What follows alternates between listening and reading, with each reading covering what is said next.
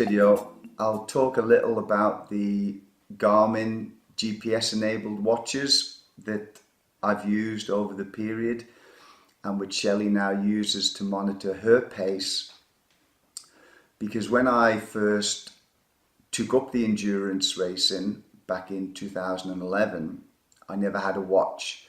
And I remember the very first time me and my friend Terry went out for our training walks, we estimated the distances that we were going based on our local knowledge and contrasted that with the timings that we'd done, and we arrived roughly at an idea of our pace or lack thereof at the time. And what I ended up doing actually was I would pick a course, drive around it and measure the distance based on the odometer on the car, and then when I would go out and do the actual training walk, I would use an old Casio watch that I had which had a stopwatch feature. So I'd simply time myself with the stopwatch for going around that particular course and work out my pacing from those two figures. Now obviously it did work and I could work out my pacing based on that, but of course it limited me to specific courses that I'd driven around and I knew the actual mileage of. And with that first event that we did, obviously I didn't know that I was going to do it again or that I'd find it so enjoyable, but of course I did. And on the back of that, after that very first attempt at the parish, I started doing all my research into the endurance races and all the things around the whole process of being able to do the endurance racing.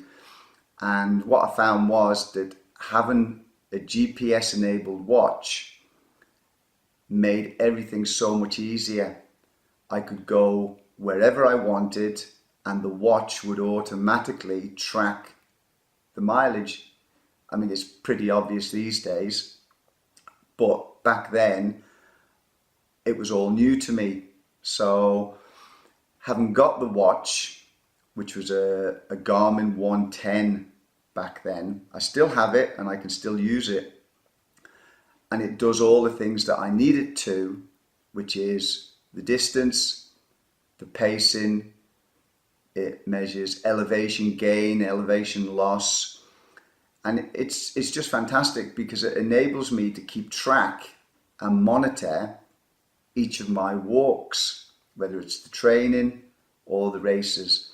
And so since 2011, I literally have all the data for all the walks that I've done, and I can track and monitor as I'm going along with my training to see how I'm improving or otherwise. So with Shelley, she's now in the process of starting her journey to doing the 85 miles, and already she's seeing a benefit in being able to track her progress. The pacing, when you're first starting, you don't really have a sense of how fast you're going or how slow you're going.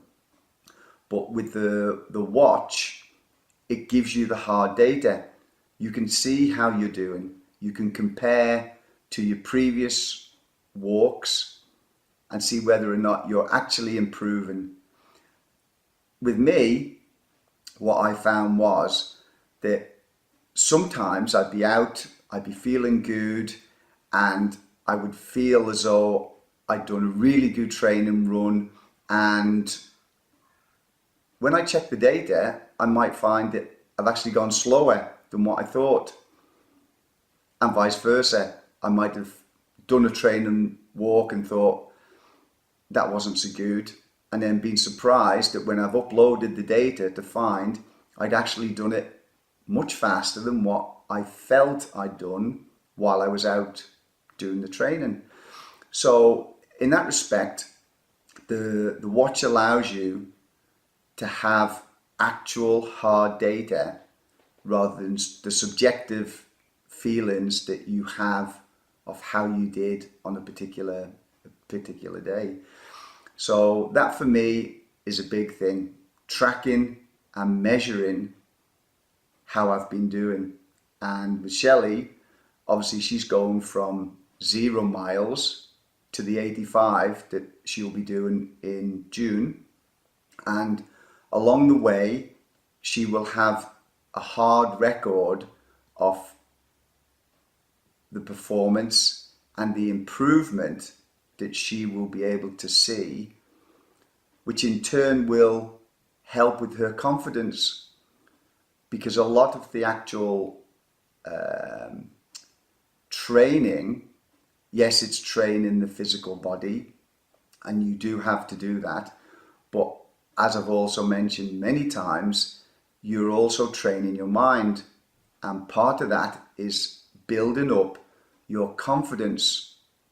So if you get to see the hard data, you've done the mileages, you've done the pacing, you know how you've been performing, it builds your confidence, and that's a really good thing for when you get to the start line. So she's definitely going to keep using the watch, and we'll keep reporting on her progress accordingly.